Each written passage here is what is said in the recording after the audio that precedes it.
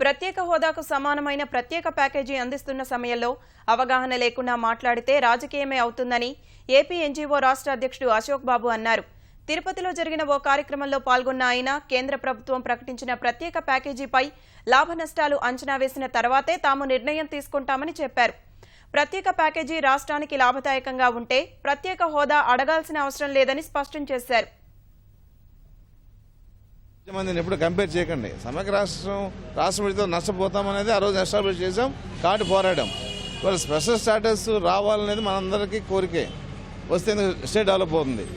Alternative అనేది వచ్చిన తర్వాత ఆల్టర్నేటివ్ నిజంగా మనకు మంచి జరుగుతుందని చెడు జరుగుతుందని తెలుసుకోకుండా మనం మాట్లాడితే దాన్ని రాజకీయం అంటారు తప్ప దాంట్లో వ్యాలిడిటీ అనేది ఉండదు.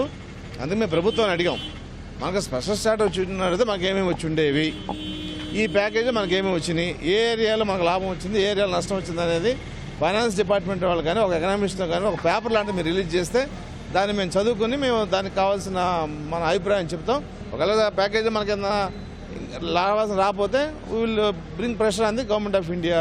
వచ్చింది ప్రజలకు నచ్చ చెప్పాలి, ఆ వచ్చింది ఏంటనేది ప్రభుత్వం కూడా ఓన్ చేసి ప్రజలకు చెప్పాలనేది మేము మొన్న అసెంబ్లీలో ఫైనాన్స్ మినిస్టర్ గారిని కలిసి దాదాపు విషయాలన్నీ కూడా క్లియర్గా మాట్లాడాం.